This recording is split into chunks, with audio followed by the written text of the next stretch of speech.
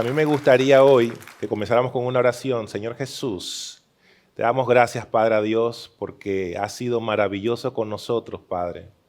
Y nos has dado más de lo que nosotros hemos imaginado, Padre. Y estamos aquí delante de ti, del trono de tu gracia, para recibir de ti, para que nos hables, Señor. Así como has hablado a mí, Señor, háblale a tu iglesia, Señor. Que sea usted ministrando las vidas y que todo pensamiento sea cautivo a tu obediencia. En el nombre de Jesús. Amén.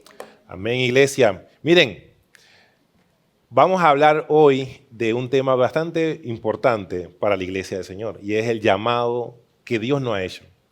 Y yo creo que esto es algo que hemos romantizado un poco porque cuando nos convertimos al Señor queremos que alguien nos confirme cuál es nuestro llamado. O sea, Dios, ¿para qué me llamaste? ¿Qué tengo que hacer? ¿Has escuchado de eso? Como que, bueno, tiene que venir un profeta, tiene que venir un apóstol, tiene que alguien encomendarme para entonces yo ejecutar. Lo cierto es que el primer día que nos convertimos al Señor, ese mismo día ya recibimos un llamado de Dios. ¿Qué le parece? Y dice, por tanto, id y haced discípulos. Así que de ese instante, realmente, ya nosotros tenemos una responsabilidad y un encargo de parte del Señor. Aparte de eso, quizás muchos piensan, bueno, lo que pasa es que ya yo sé que tengo ese llamado y ahora ¿cómo lo ejecuto? Y yo quisiera que hoy a la luz de la palabra, siguiendo la serie de Hechos, ¿cuánto le ha gustado Hechos? Lo que hemos predicado, ¿cierto? Qué tremendo. Bueno, el quinto aburrido hoy comienza a predicar. Y vamos a Hechos 21, pero antes de ir a Hechos 21, mientras que usted lo busca, le doy un poco de contexto. Recuerden que el domingo pasado el pastor Dani nos predicaba acerca de cuáles son las cualidades que debe tener una iglesia saludable. ¿Se acuerdan de las tres? No le voy a poner esa responsabilidad, no se preocupe, aquí está anotado. Bueno, 1, debemos cuidarnos mutuamente. Amén. 2, dice que debemos confiar en Dios y en su palabra. Y la 3 es cumple su misión. ¿Se acuerdan que Dios le dijo a Pablo que él era llamado para ir a Jerusalén? Y bueno, todo esto ocurre en ese contexto, porque Pablo está en su tercer viaje misionero y en ese momento hace una parada en Mileto, una parada estratégica. Y llama a los líderes de Éfeso para decirle unas palabras muy importantes y de hecho era la última vez que iban a ver a Pablo.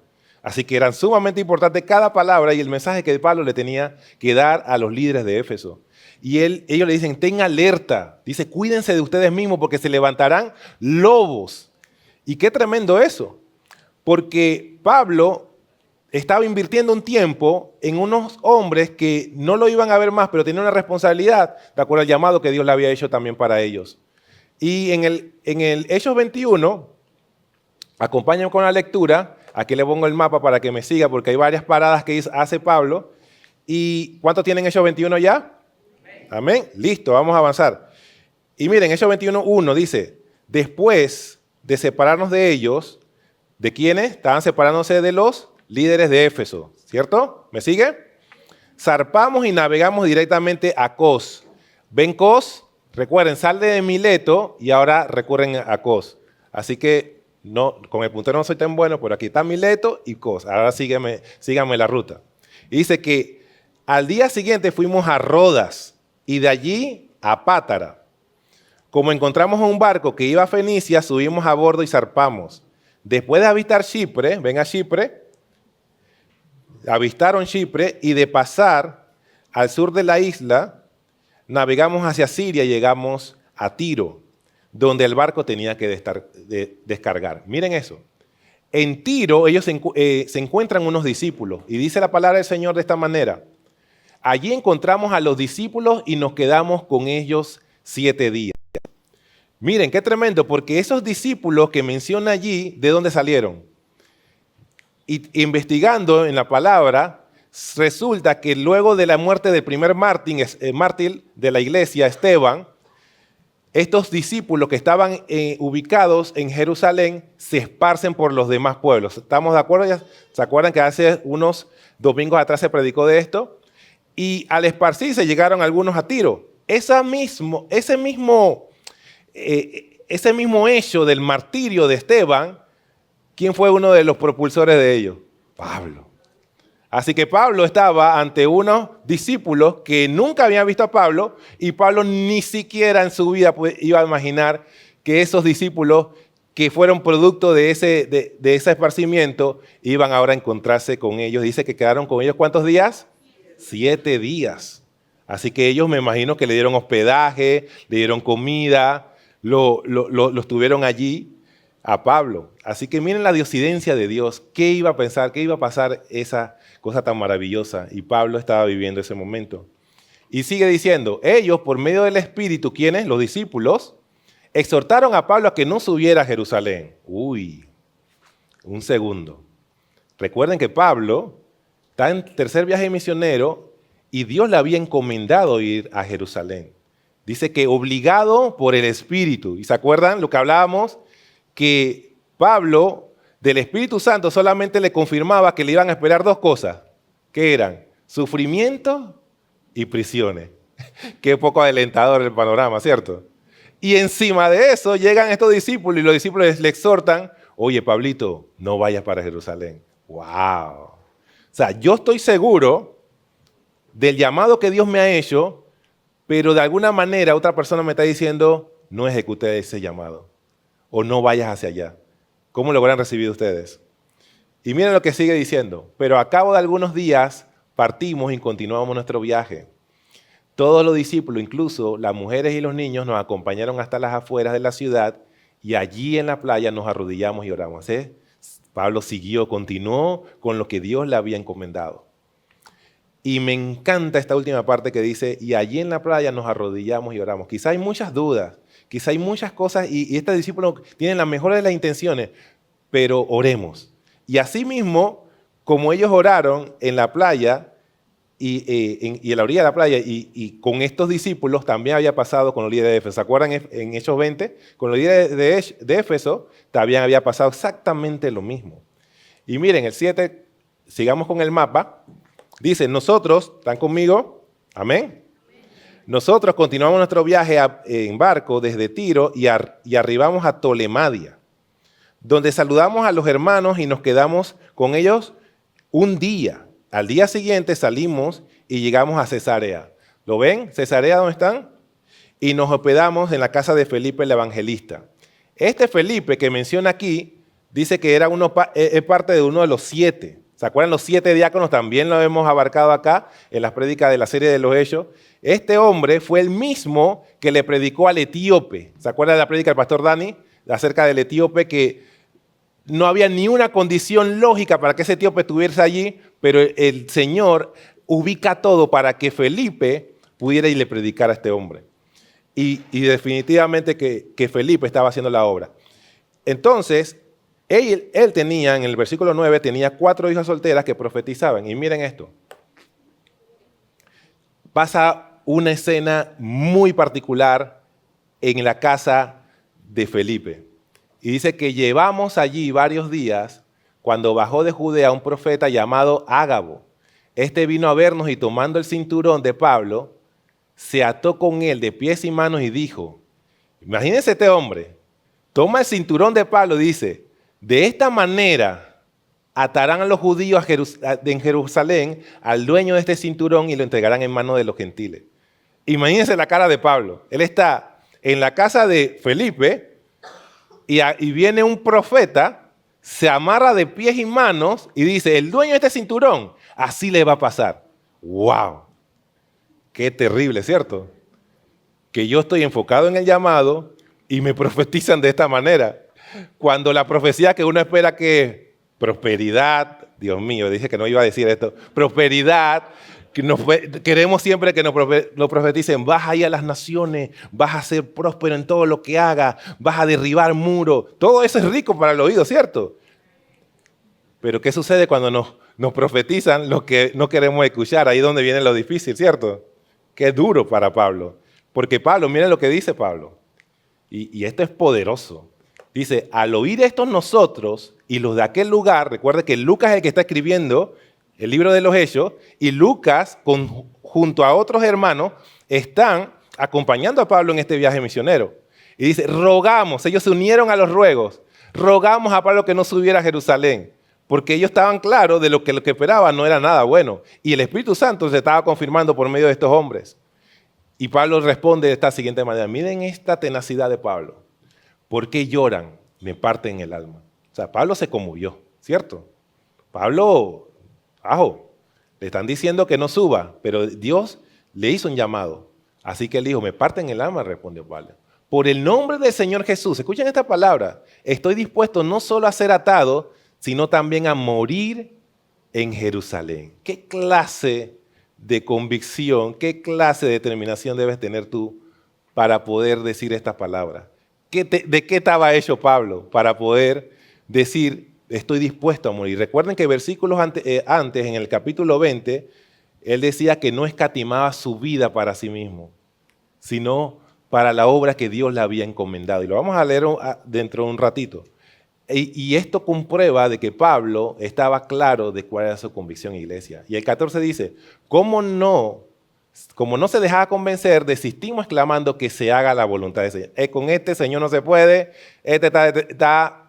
ya está enfocado en lo que va a hacer, así que no hay que hacer más nada que avanzar con lo que con la voluntad del Señor. Y dice el versículo 15, después de esto acabamos los preparativos y subimos a Jerusalén.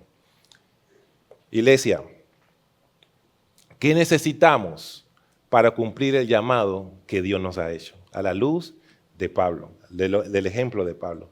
Y si nos ponemos en los zapatos de Pablo, sabemos que él había recibido 2 consejos, uno con los discípulos y había recibido el consejo del profeta Ágabo.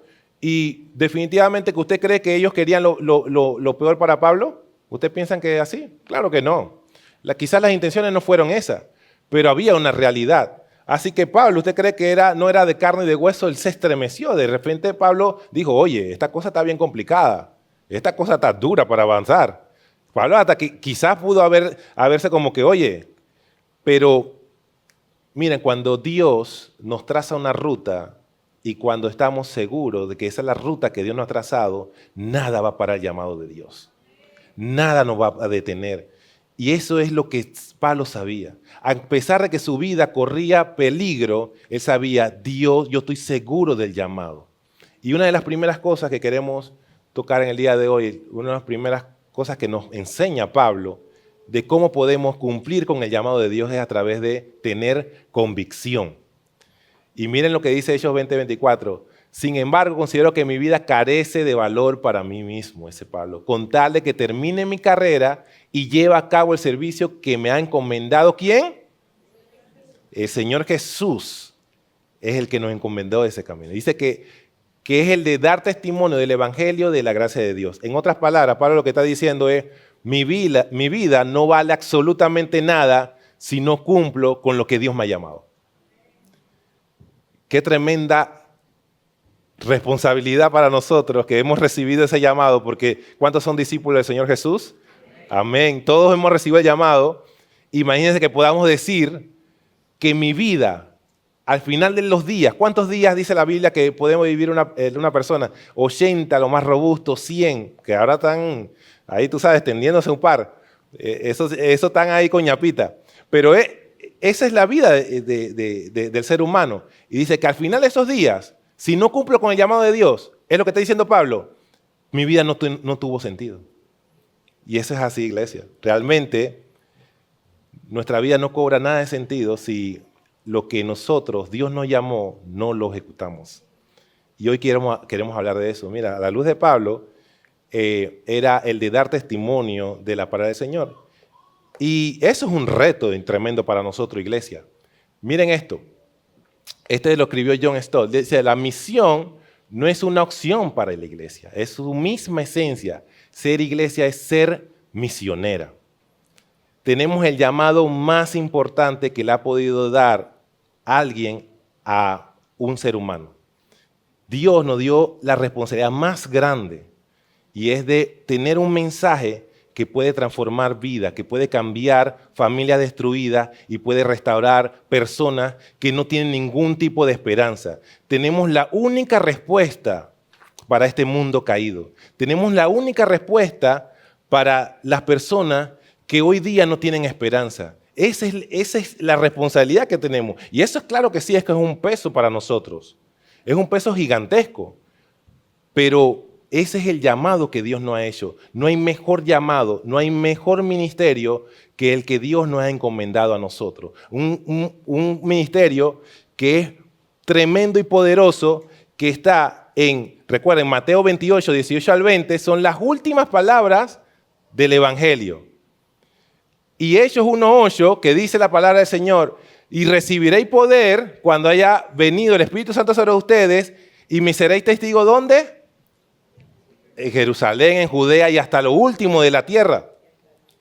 Esas fueron las últimas palabras del Señor Jesús antes de ascender. Las últimas palabras tienen poder. No es casualidad de que las últimas palabras del Evangelio y las últimas palabras antes de que ascendiera Jesús fueran esas. Fueran el que nosotros recordemos para qué hemos sido llamados. Y el único requisito para poder ser llamado o tener esa comisión es ser discípulo. Qué tremendo eso, ¿cierto? Pero tenemos un privilegio, iglesia. Y el privilegio es de ver personas restauradas. Tenemos un privilegio de poder dar a una persona esperanza de vida. ¿Cuántas vidas no pueden ser restauradas por el mensaje del Evangelio, por dar nuestro testimonio? Y ahora usted me dirá, bueno, Joel, pero realmente yo no soy predicador, yo como que no sabe, como que a veces intento, pero como que no me sale bien. O, ¿sabes qué? Yo creo que eso es para los pastores. Pero sin embargo, realmente, el endemoniado gadareno, ¿cuándo se acuerdan del endemoniado gadareno? Este hombre tenía una legión de demonios. Dios lo libera, Jesús lo libera, y este hombre quería seguir a Jesús. Y Jesús le dijo, espérate un momentito. Y iba montando en la barca y todo, y dice, espérate un momentito, quédate ahí. Y le dice esta palabra en Lucas 8:39, vuelva a tu casa, ¿dónde? A tu casa. Y cuenta todo lo que Dios ha hecho por ti. Nuestro testimonio es poderoso, iglesia. Nuestro testimonio es gigantesco para otra persona. Y a veces pensamos, ¿por qué he pasado por todo esto? Bueno, porque alguien necesita escuchar lo que tú has vivido. O sea, que hay personas que están esperando de que alguien llegue y le diga el testimonio y quizás no lo ha recibido porque todavía no hemos accionado. Otro personaje muy tremendo en el Evangelio es la mujer samaritana. Esta mujer se encuentra con Jesús estando en el pozo y Jesús tenía sed de verdad. Y le dice, oye, dame un poco de agua. Y la mujer, bueno, ¿por qué tú me hablas si judíos y samaritanos no nos llevamos? Y él dijo, pero dame agua, mujer. Pero dame agua porque el agua que tú tomas, mañana tienes sed. Pero la que yo tengo corre y salta para vida eterna. Y le reveló todo lo que esta mujer hacía y tenía. Y dice la palabra en Juan 4:39, miren esto, sin estudio bíblico, sin teología, sin haber pasado por un curso, esta mujer, llegando al samaritano, dice, muchos de los samaritanos que vivían en aquel pueblo creyeron, ¿por qué? Por el testimonio que daba la mujer. ¿Y cuál era el testimonio? Me dijo todo, me ha revelado todo lo que he hecho. ¡Qué poderoso! Así que, iglesia, el único requisito, recuerden bien, para poder cumplir este ministerio es el haber recibido el ser discípulo. Y lo único que tenemos que hacer, iglesia, es abrir la boca. Es contar lo que Dios ha hecho en nosotros, en nuestras vidas. Ha hecho cosas maravillosas. ¿Cuántos tienen un testimonio de cosas que han pasado, que no tenían ni una esperanza, que estaban zumbidos en la depresión, que había enfermedad, que lo que nos esperaba sabíamos que era la muerte? ¿Cuántos no tienen un testimonio así? Que estábamos desesperanzados y que no había nada para nosotros, que éramos dejados atrás como si no tuviéramos ningún tipo de futuro. Iglesia, y este llamado, tampoco usted me puede decir, mira, lo que pasa es que Joel, yo entiendo todo el llamado, eso está bueno y eso, pero tiempo no tengo, tiempo no hay. Yo estoy bien ocupado con mis cosas y de repente como que... Y lo que pasa es que, iglesia, muchas veces separamos como que las cosas de Dios y mis cosas. Pero esa separación no es el llamado de Dios. El llamado de Dios es donde tú estés. Dice, sean testigos. ¿A dónde? ¿Dónde es Jerusalén? Es su casa. ¿Dónde es Judea? Es donde usted trabaja. ¿Dónde es hasta la última tierra? Donde usted esté. El círculo donde está cada uno de ustedes está puesto. Dios le ha puesto el círculo de influencia para que usted sea influencia.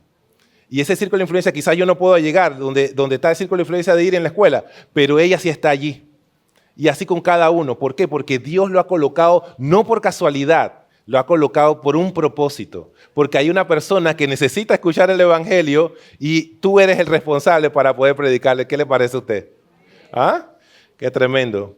Y esa es la frase de John Stott. Y la frase de John Stott, en su esencia, es lo que quiere decir, que nosotros no podemos separar eso. No podemos separar como... No, la iglesia tiene que ser misional, no atraccional. Y de esto vamos a hablar mucho. Dios nos ha estado hablando mucho en esta iglesia acerca de qué es lo que tenemos que hacer. Y recuerden que esta iglesia existe para dos cosas, evangelismo y discipulado. Para que los que estén lejos puedan acercarse y para los que están cerca se parezcan más al Señor. Evangelismo y discipulado. Iglesia, le doy esta libertad. Si usted ve que en esta iglesia hacemos algo que vaya en contra de eso, háblenos. Háblenos, porque esta iglesia lo que quiere es que puedan los que no conocen a Jesús, puedan conocerlo y que nosotros cada día más nos amoldemos y demos fruto. Y ese fruto es producto de crecimiento del contacto con el Señor Jesús. Así que iglesia, el mundo necesita de nuestro mensaje porque ya tiene demasiada contaminación. Vemos en las redes sociales, vemos en la serie, vemos en todo lo consumible en este mundo. ¿Cuál es el mensaje? Pura contaminación. Nosotros dice que somos la sal de este mundo. Y lo que dice Jesús de la sal de este mundo es que si la sal pierde su sabor, ¿con qué será salada? La sal es uno de los ingredientes más importantes. Ustedes que cocinan, me imagino que lo saben. Y si se pasa de sal, listo, se perdió la cosa. Y si le falta sal, queda insípido. Nosotros, en pocas palabras, lo que está diciendo el Señor Jesús, el mundo necesita ser salado con un puntito de sal. Y nosotros somos los responsables, pero si dejamos de salar, el mundo queda sin esperanza. Miren lo poderoso de esto. Tenemos un privilegio, iglesia. No me voy a cansar de repetirlo. Tenemos un privilegio gigantesco, pero tenemos que modelar a Jesús. Tenemos que, le dice Pablo a Timoteo, que sea ejemplo en conducta, en palabra, en fe. Y esa es la convicción que debe estar con nosotros, iglesia. Amén. Amén. Seguimos. Miren, el segundo elemento, lo que necesitamos para cumplir nuestro llamado, es determinación. Muchas veces nos quedamos en la convicción, sí, sé que el mensaje que transforma al mundo, sé que tenemos un encargo maravilloso y qué bueno, esa en teoría suena muy bien, pero chévere, listo, salimos y volvemos a hacer lo mismo. Pero realmente la determinación lo que nos hace es accionar la convicción que ya tenemos. Y miren el versículo, lo que nos dice Hechos 21, 12 al 15, dice, al oír esto nosotros y los de aquel lugar le rogamos a Pablo, que es lo que acabamos de leer, que no subiera a Jerusalén. ¿Por qué llora? Me parte el alma, respondió Pablo. Por el nombre del Señor Jesús estoy dispuesto no solo a ser atado, sino también a morir en Jerusalén.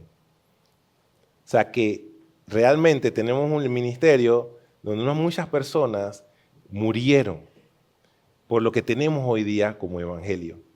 Y dice Pablo, estoy dispuesto a morir.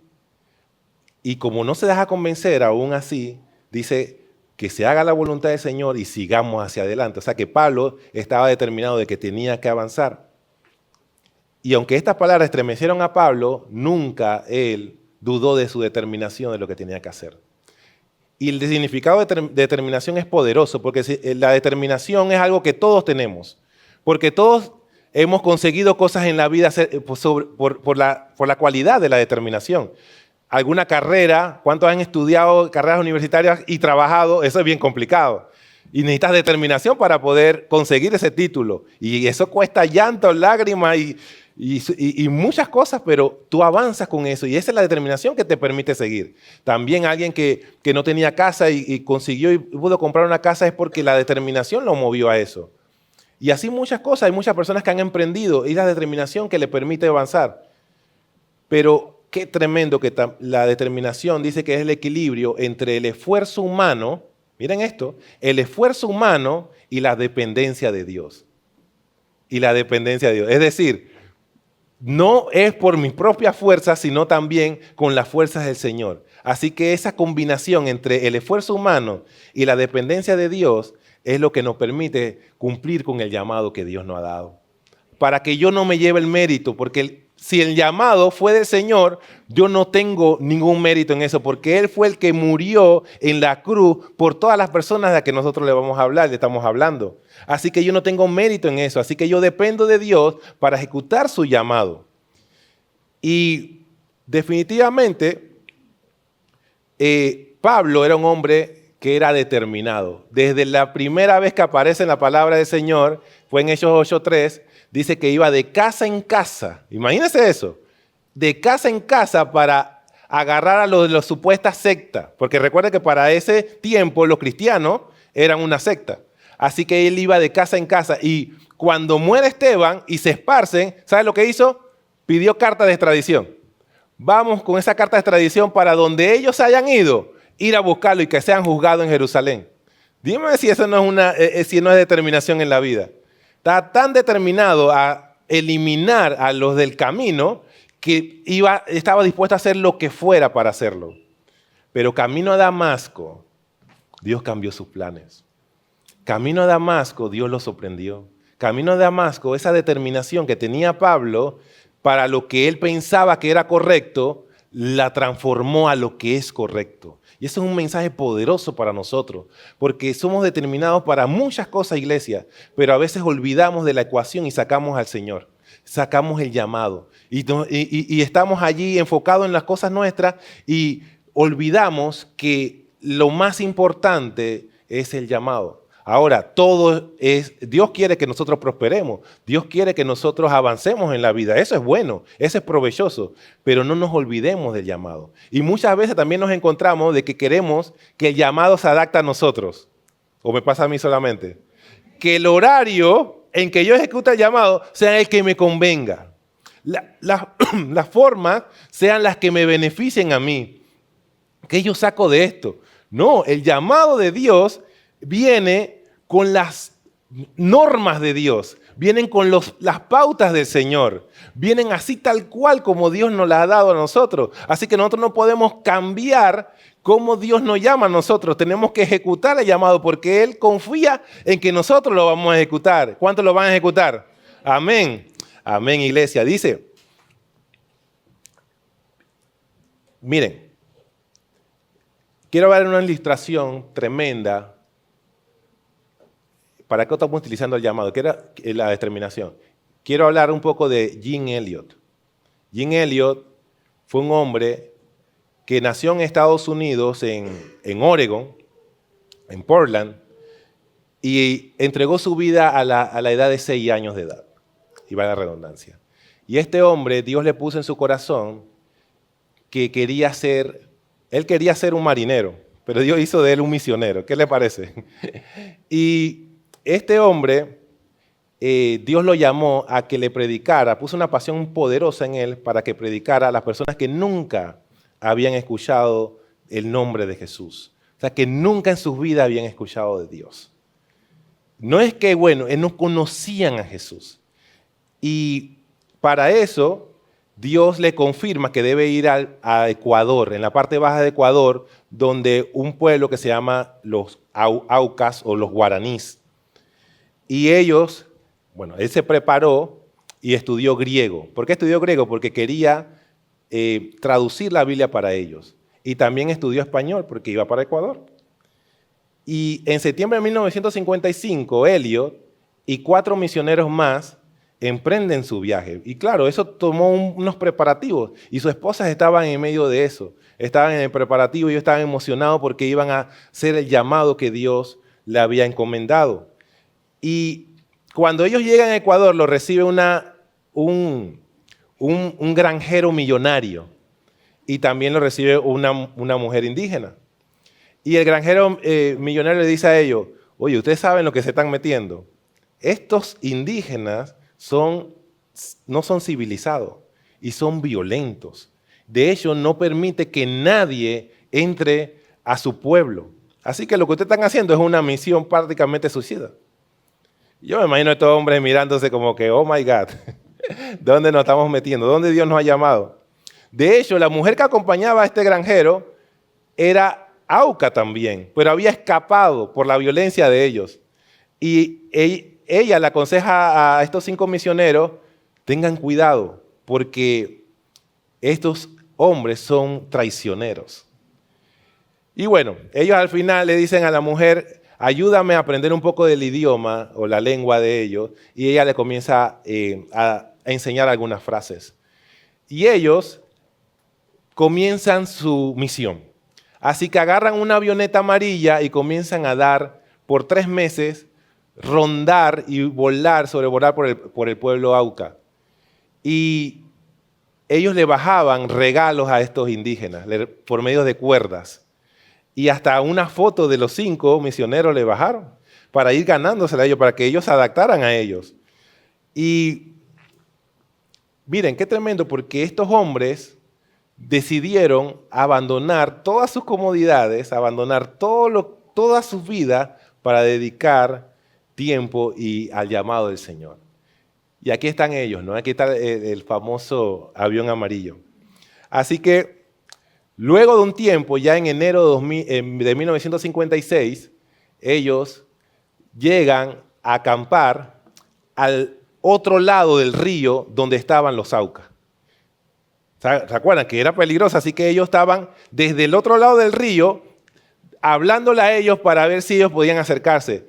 Y 3 días después se acerca, y miren esa tremenda imagen, se acerca uno de los aucas con su familia y tienen el primer contacto. Ellos emocionados lo agarran y le hablan un poco y luego entonces lo montan en el avión, comienzan a enseñarle el pueblo a esa familia y están muy emocionados. En la noche ellos llaman a su esposa por medio de radio de baja frecuencia y le dicen a la esposa, mañana nos va a tocar ya, gracias al contacto que hicimos, poder adentrarnos al pueblo. Así que ellos estaban, bueno, estábamos con el llamado. A los 3 días, lastimosamente, en ese mismo río, estos 5 hombres fueron encontrados muertos. Y muchos pensarán, wow, qué desperdicio. Estos hombres dedicando toda su vida al llamado del Señor para morir de esta forma. Y hasta también un poco podían pensar, oye, qué tercos ellos, si se les había dicho que no fueran allá. Pero qué tremendo que la palabra dice que es necesario que la semilla caiga, dice la palabra. Y que caiga y muera, y para que dé frutos. Y eso fue lo que pasó. Porque luego de un tiempo, esta historia impactó a muchos jóvenes y a muchas personas y para el viaje misionero. Y fueron inspirados, sirvió de inspiración. Y la esposa de él, que se llama Elizabeth Elliot, de hecho hay un libro de esto, que hago la cuña, pueden encontrar en Regalos Eternos. En ese libro habla de toda esta historia y esta mujer, junto a una hermana de uno de los misioneros, continuaron la obra. Y la Biblia fue traducida en el mismo idioma de la lengua auca. Y esas mismas personas que mataron a los misioneros, a los primeros misioneros, se convirtieron al Señor y fueron clave para que ese pueblo fuera salvo en el nombre del Señor Jesús. Qué tremendo esto. Y aquí miren estas imágenes. Qué poderoso eso. Y encuentro un versículo en el Salmo 116:15 que dice, estimada es a los ojos de Jehová la muerte de sus santos. Qué poderoso eso. Definitivamente, iglesia, y miren esto. Este fue una frase de Jim. Dice, no es tonto el que da lo que no puede retener para ganar lo que no puede perder. En otras palabras, no es tonto dar nuestras vidas, así como hizo Jesús. Dar nuestras vidas, así como hizo Pablo. Dar nuestras vidas como hicieron muchos hombres que por eso hoy tenemos la palabra del Señor. No es tonto, iglesia, para dar lo que no podemos retener, porque nuestra vida no la podemos retener, pero podemos ganar lo que no se puede perder, que es la salvación. Tu salvación no se puede perder, porque lo que nos salvó es poderoso para salvar. El que nos salvó es el Rey del universo. No hay mayor mensaje de salvación que ese, iglesia. Y ahora usted puede estar pensando, ¿ahora quieres decir que tengo que entregar mi vida por el Evangelio? Bueno, no necesariamente, iglesia. Pero sí hay sacrificios que podemos hacer. Sí hay comodidades que debemos sacrificar. Sí hay tiempo que podemos sacrificar. Sí hay hasta recursos que podemos sacrificar. Y debemos poner en prioridad alta la misión del Señor. Quizás la misión del Señor, cuando usted entró aquí, estaba en una de las prioridades ahí en su wishlist, en su task list. Allí, no, pongámosla arriba, porque realmente para eso fuimos llamados. Discípulo que no hacen discípulos, no es discípulo. Suena como un trabalengua, ¿cierto? Discípulo, que somos nosotros, estamos llamados para ser otro discípulo. Y así demostramos que somos discípulos. Y así como Pablo y Jean y otros hombres a lo largo de la historia demostraron convicción y determinación para llevar el mandato de Dios, Dios nos está llamando para eso, iglesia. Y a veces podemos pensar, bueno, a nosotros nos cuesta realmente, porque sabemos que hay una responsabilidad tremenda sobre todo esto, hay un peso. Pero la palabra del Señor nos indica en Mateo 28, 20, que Él estará con nosotros todos los días hasta el fin del mundo. Y esta promesa viene en el contexto de la gran comisión. No estás solo, iglesia. No estás solo, no estamos solos. Y quizás se nos pone todo cuesta arriba, como que no podemos alcanzarlo, como que tenemos muchas tribulaciones, porque tenemos muchas cosas, pero nada ni nadie puede parar a la iglesia. Nada ni nadie. Se han querido, pero no han podido. Así que si a lo largo de este mensaje, iglesia, usted ha sentido algo que le arde en su corazón, sobre algo que Dios le ha puesto para hablarle a alguien, vaya, iglesia. No se quede en esa convicción. Ejecutemos la misión del Señor. Y miren esto, hay un versículo en la Biblia que dice que cada vez que se arrepiente un pecador, ¿qué se forma en los cielos? Hay fiesta, hay party. Qué tremendo que nosotros podemos propiciar ese party. Dice la Biblia que Dios añadía a la iglesia lo que habían de ser salvos cada vez que la iglesia se movía, cada vez que la iglesia contagiaba, cada vez que la iglesia estaba en comunión. Nosotros podemos propiciar fiesta en los cielos. Qué poderoso. Sale Miguel con el salterio y sale con el arpa Los Ángeles y todo eso. Es un privilegio que los ángeles no tienen. Dice que ellos quisieran tener ese privilegio. Lo tenemos nosotros de poder. ¿Y usted cree que Dios nos necesita a nosotros? De repente no nos necesita a nosotros. Él puede mandar unas bocinas grandes en el cielo, estoy imaginándome, y decir: arrepiéntase, gente de este mundo. Pero no, Él nos quiere usar a nosotros. Vasijas, somos útiles. Tenemos la bendición de poder ser usados. Nosotros sí, los viles y los menospreciados. Nosotros sí, los imperfectos. Nosotros sí, los que quizás no sabemos muchas cosas y tratamos de hacer lo mejor que podamos. Pero eso es lo que Dios quiere utilizar. Iglesia, que todos los días nosotros pensemos cómo puedo hacer para hacer fiesta en los cielos. Ojalá ese fuera apenas que nos levantamos, sea nuestra misión. Así que, iglesia, ¿qué aprendimos hoy? Lo que necesitamos para poder cumplir el llamado son dos cosas: convicción del llamado y determinación para ejecutarlo. Amén. Oremos. Señor Jesús, te damos gracias, Padre Dios, porque no somos merecedores de este privilegio, Dios. Gracias, Padre amado, porque sabemos que lo que nos has mandado a hacer, Señor, es una responsabilidad pero también, Señor, nos ha dado el privilegio de ser llamados, Señor. Y te damos gracias, Padre, porque como tus discípulos, Señor, podemos ejecutarlo, Dios. Danos la fuerza, danos las oportunidades. Ayúdanos a ser sensibles a tu voz, Señor. Y que podamos día tras día, Señor, impactar vidas. Que ese sea nuestro deseo, Señor. Salir de algunas comodidades, Señor, que tenemos hoy día y pensar en otro. Pensar en que necesita de ti, Dios. En el nombre poderoso de Jesús te damos gracias, Padre, porque tú nos das la convicción de que tenemos el mensaje y la palabra más segura que puede penetrar el alma, puede, Señor, llegar hasta los huesos, Señor, y convertir el alma de la persona, Señor, y que pueda transformar esas familias y que puede ser diferencia, Señor, para las personas que no tienen esperanza. Oramos, Señor, para que todos los días, Señor, podamos estar enfocados en ti, Dios, y poder tener esa convicción, Señor, porque nada somos, Señor, si al final de estos días no hemos ejecutado tu llamado, Padre. Permítenos que podamos ser así, Señor, como usted nos ha hecho, Padre, en el nombre de Jesús.